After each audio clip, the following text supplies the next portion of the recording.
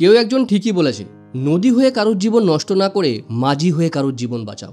দেখবে তুমি তোমার জীবনের মানে বুঝতে পারবে, বেঁচে থাকার মানে, এবং সবসময়ের জন্য আনন্দে থাকবে এবং খুশি থাকবে। নমস্কার, আমি সুজিত। একটা সুন্দর গল্পে আপনাকে স্বাগত। গল্পটা হচ্ছে এক ভদ্রলোক সুটেড বুটেড হয়ে তাড়াহুড়ো করে স্টেশনে গেছে ট্রেন ধরবে বলে, এবং স্টেশনে গিয়েই দেখলো যে তার ট্রেনটা জাস্ট কিছুক্ষণ আগেই বেরিয়ে গেছে। সে তখন কি করবে, কিছু না পেয়ে একটা পেপার খুলে বসে ওখানে পেপার পড়তে শুরু করলো। সেই লোকটিকে ওখানে বসে থাকতে দেখে একটা গরিব ছেলে তার কাছে এসে বলল, বাবু জুতোটা একটু পালিশ করে দেবো নাকি, জুতোটা বড্ড নোংরা হয়ে রয়েছে। সে তখন খেয়াল করলো তাড়াহুড়ো করতে গিয়ে সে জুতোটা পালিশ করতে ভুলে গেছে। ছেলেটাকে দেখে খুব গরিব মনে হচ্ছিল আর খুব রুগ্ন মনে হচ্ছিল। সে তখন ভাবলো, না এই ছেলেটাই মনে হয় কাজ করতে পারবে না। বললো, না না, আমার জুতো পালিশ করতে হবে না, তুমি এখান থেকে যাও এখন। তখন বললো, দি না বাবু পালিশ করে। বললো, না না, এখন পালিশ করতে হবে না ভাই, তুমি এখান থেকে এখন যাও। ওটা বলে তাকে সরিয়ে দিল, ওখান থেকে তাড়িয়ে দিল। আর মনে মনে এটাই ভাবছিল যে জুতোটা সত্যিই তো পালিশ করা হয়নি, জুতোটা একটু নোংরা রয়েছে। কিছুক্ষণ পর ছেলেটি আবার এলো, এসে বলল, বাবু দি না আপনার জুতোটা একটু পালিশ করে, আপনাকে খুব সুন্দর দেখাচ্ছে, কিন্তু এই জুতোটা পালিশ না করার জন্য আপনাকে বড্ড বেমানান লাগছে।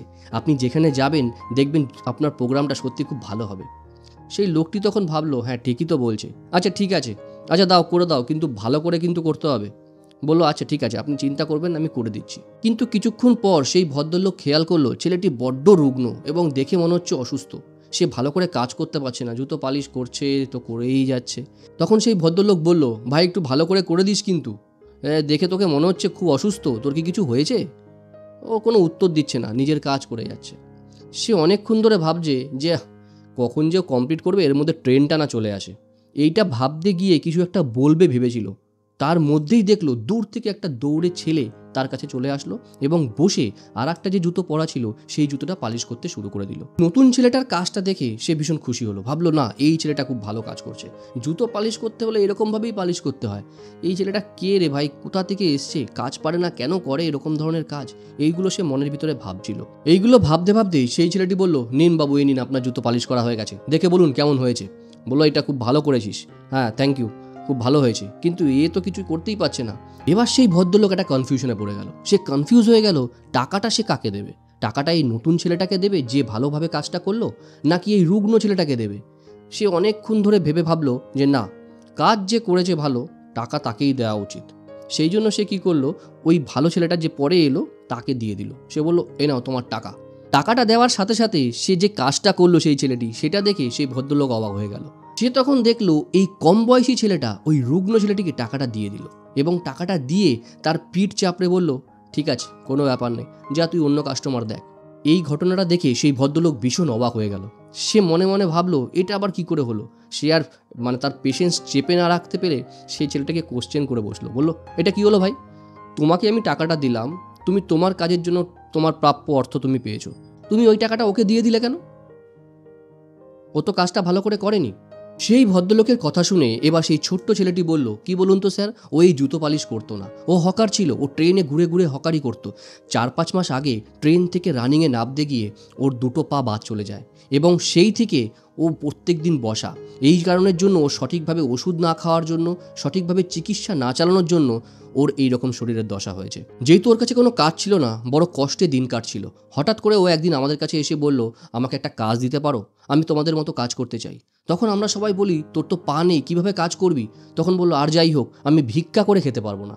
এই কথাটা শুনে আমাদের মনকে ভীষণভাবে নাড়া দেয়, এবং আমাদের যে গ্রুপের হেড ছিল সে তখন বলল, ঠিক আছে, আজকে থেকে ও এই স্টেশনে বসে সবার জুতো পালিশ করবে, এবং আমাদের সব গ্রুপ মেম্বারদের বলছি, যখনই ও কোনো কাজ করবে, যখনই ওর কোনো প্রবলেম হবে, আমাদের সমস্ত মেম্বাররা যেন ওকে সাপোর্ট করে, ওকে হেল্প করে।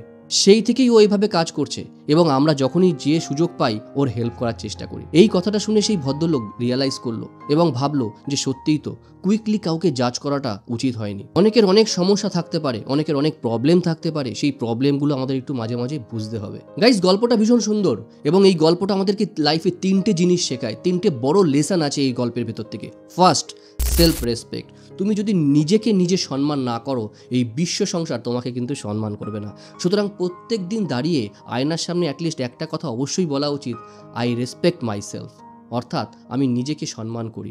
তুমি যদি নিজের সম্মান করো, এই বিশ্ব সংসার তোমাকে অবশ্যই সম্মান করবে। আর সেকেন্ড থিং, কাউকে কুইকলি জাজ করা উচিত নয়। আমরা অনেককে দেখে এরকম ধরনের সিচুয়েশনে তাদের উপরে ক্রিটিসাইজ করি। বন্ধু বান্ধবের মহলে এরকম অনেক লোক থাকে, দেখতে কালো, একটু মোটা, তাদেরকে আমরা ক্রিটিসাইজ করি, কিন্তু সে কি প্রবলেমের ভিতর দিয়ে যাচ্ছে সেটা আমরা কখনো রিয়েলাইজ করি না।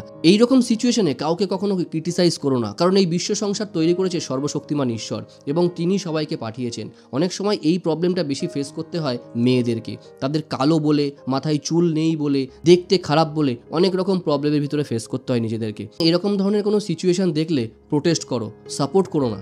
Last but not the least, most important things, সেই বাচ্চা ছেলেটি জানিয়েছিল ওই ছেলেটি যখন হকার ছিল সে সবাইকে হেল্প করত, সবাইকে সাপোর্ট করত, সবার সুবিধা অসুবিধাগুলো বুঝে তাকে হেল্প করার চেষ্টা করতো নিঃস্বার্থভাবে।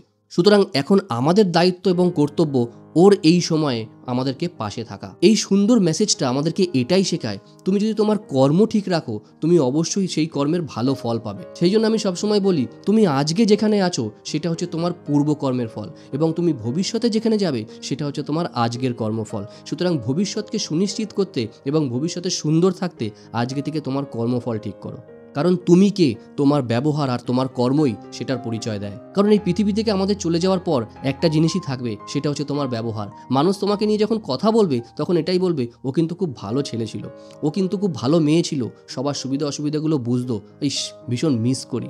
কিন্তু তুমি যদি খারাপ কর্ম করে যাও এই কথাগুলো নিয়ে কখনোই আলোচনা করা হবে না। সুতরাং ভালো কর্ম করো, ভালো ব্যবহার করো, কারণ এইটাই থেকে যাবে। এই বলে আজকের গল্পটা এখানেই শেষ করব। গল্পটা যদি ইনফরমেটিভ মনে হয় অবশ্যই বন্ধুদের সাথে শেয়ার করতে পারো। প্রত্যেক মঙ্গলবার আর শনিবার এরকম সুন্দর গল্প শোনার জন্য ইনসাইট সুজিতকে সাবস্ক্রাইব করে রাখতে পারো। শেষ করার আগে সবসময় যেটা বলে থাকি, সবসময়ের জন্য ভালো কর্ম করো, ভালো ব্যবহার করো, কারণ এমন একটা কাজ করো যেটা দেখে সবাই তোমার মতো করতে চাইবে, কারণ জীবন তো একটাই। নমস্কার, ভালো থাকবেন।